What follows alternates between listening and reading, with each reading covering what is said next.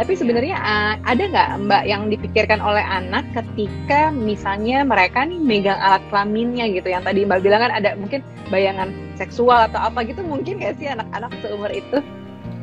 Kalau seumur ini belum, karena kalau misalnya kita kaitkan sama perkembangan atau pertumbuhan fisiknya, hormon-hormon yang berkaitan dengan seksual kan di usia ini tuh belum ada. Nanti di usia pubertas baru mulai muncul. Jadi memang apa yang ada di pikiran mereka tuh lebih banyak tadi eksplorasi, atau mungkin kayak seperti yang sudah pernah diposting sama Parent Talk di postingan sebelumnya, ada rasa nyaman, misalnya apakah gatel berkaitan sama iritasi, atau anak kebelet pipis aja kadang kan suka pegang-pegang juga kan alat kelamin. Atau nyelip misalnya, kita udah pikirannya ini ngapain dia pegang-pegang pantat misalnya, padahal sebenarnya celananya cuma nyelip aja, jadi bisa karena itu juga gitu.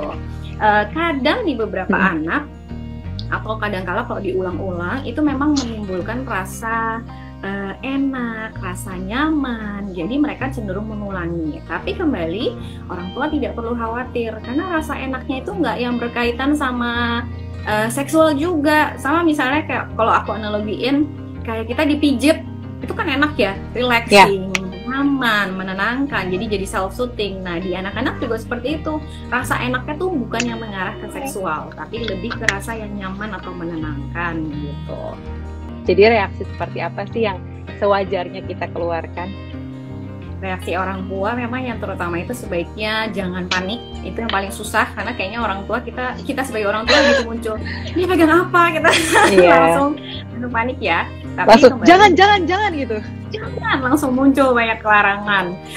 Nah itu memang perilaku yang terlalu keras bisa menimbulkan persepsi atau pemahaman anak yang keliru tentang bagian tubuhnya. Misalnya jangan, nggak boleh, kita jadi dihukum misalnya atau terlalu keras, jadi muncul jadi segala sesuatu yang berkaitan dengan alat kelamin tuh menjadi hal-hal yang forbidden, dilarang, atau misalnya jadi hal yang menakutkan yang jangan dibahas, dihindari, karena kan sebenarnya bukan seperti itu kan, tinggal kita tahu kapan bisa dipegang atau siapa yang boleh pegang misalnya. Jadi oleh karena itu orang tua penting banget untuk tetap tenang. Memang yang pertama, tidak bereaksi secara berlebihan, misalnya sampai memarahi, mengancam, misalnya kalau sampai jangan pegang-pegang, nanti kalau dipegang disunat ya, misalnya jadi asosiasinya ke situ.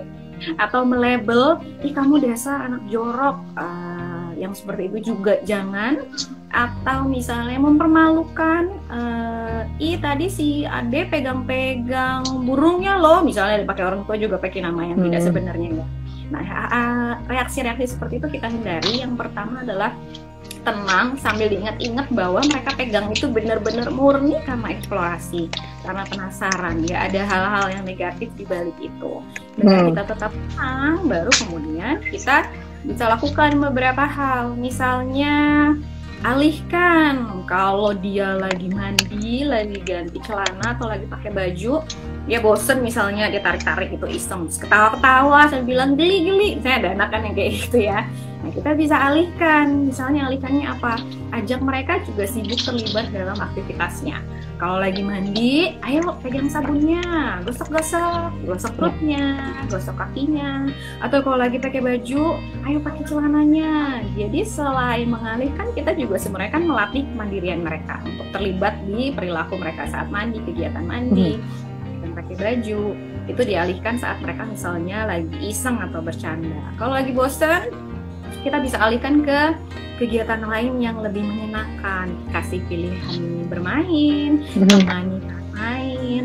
Kita bisa pilih mainan-mainan yang anak-anak tuh bisa eksplorasi dengan tangannya, diutik-utik, jadi tangannya sibuk instead of megangin alat kelaminnya, bisa seperti itu. Kemudian yang penting juga jangan sampai lupa, orang tua juga edukasi tentang alat kelaminnya. Jadi anak bukan cuma sekedar dilarang atau dialihkan, tapi juga diedukasi, dikasih tahu apa aja yang penting terkait alat kelaminnya gitu.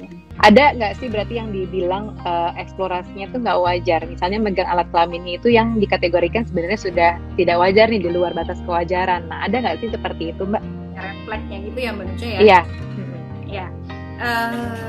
Umumnya kalau perilaku ini masih muncul yang wajar itu mereka masih bisa dialihkan, masih bisa di stop.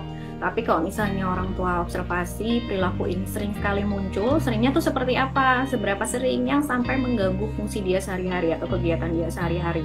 Misalnya dia memilih tidak bermain, tapi malah cuma di kamar aja mainin alat kelamin atau pegang-pegang alat kelamin. Kemudian saat kita alihkan, misalnya mereka sampai marah, reaksinya juga berlebihan. Nah, itu salah satu red flag-nya.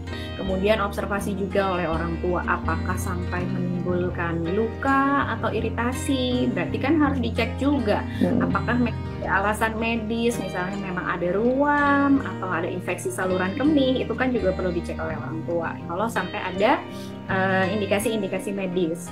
Kemudian yang juga penting, orang tua bisa observasi perilaku memegang kelamin itu di anak-anak usia di bawah 6 tahun wajar, tapi kalau juga dibarengi dengan perilaku yang meniru perilaku seksual orang dewasa. Nah, itu perlu diobservasi juga oleh orang tua gitu. Itu beberapa red flag-nya Mbak Nisha.